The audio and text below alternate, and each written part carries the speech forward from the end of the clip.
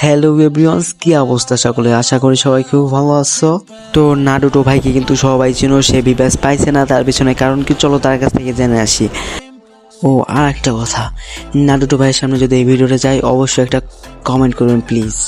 বাংলাদেশে জন্মগ্রহণ করে মনে হয় আসলেই ভুল কাজ করছি, যেখানে অন্যান্য দেশে পাকিস্তান, নেপাল, ইন্ডিয়া 50,000 ফলোয়ার বা 1 লাখ সাবস্ক্রাইবার হইলে বিবেস দিয়ে দেয়। গেরিনা বসেই থাকে তোমার টার্গেট কমপ্লিট হওয়ার সাথে সাথে বিবেস দেওয়ার জন্য। এমনকি তারা বড় বড় ইভেন্টে যেতে পারে, ক্রিয়েটর অ্যাওয়ার্ড পর্যন্ত পায়। আরে ভাই, এগুলো আমার বানানো কোনো কথা না, তোমরা চাইলে একটু রিসার্চ করে দেখতে পারো। আর আমাদের দেশে ভাই মিলিয়ন মিলিয়ন সাবস্ক্রাইবার ফলো থাকার পরেও আমরা নাকি বিবেসই পাই না। আসলে ভাই বিবেস নিয়ে কথা বলতেও এখন ভয় লাগে। কিছু কিছু পাবলিক আবার কমেন্ট করে যে ভাই তুই তো নতুন, তোরে আবার বিবেস কি দিব। তাদের উদ্দেশ্যে একটা কথা বলতে চাই, হয়তোবা তোমাদের সামনে আমি নতুন, কিন্তু ভাই আমি ভিডিও বানাই সেই 2019 সাল থেকে। যদি বিশ্বাস না হয় আমার ইউটিউব চ্যানেলে গিয়ে আমার প্রথম ভিডিও দেখে আসতে পারো। টিকটক ফেসবুকের কথা না হয় বাতি দিলাম, টিকটকেই তো আমার কতগুলো আইডি যে ভাই লাখের উপরে ফলোয়ার থাকা অবস্থায় ব্যানই হইলো, সেটা বা তোমরা কয়জন জানো? আমি ভাই বুঝলাম না, আমি নতুন ক্রিয়েটর হইবে পুরাতন ক্রিয়েটর হই। আমি যদি বিবেস পাওয়ার যোগ্য থাকি তাহলে আমি কেন বিবেস পাবো না? নাকি ভাই বিবেস পাইতে হইলে 7-8 বছরের পুরনো ইউটিউবার হওয়া লাগবে? আচ্ছা আচ্ছা, যাই হোক, আমি তোমাদের কথাই মাইনা নিলাম। এজ এ নতুন ক্রিয়েটর ধরলাম আমি নতুন ক্রিয়েটর, আমার বিবেস পাওয়ার কোনো যোগ্যতা নাই। বাট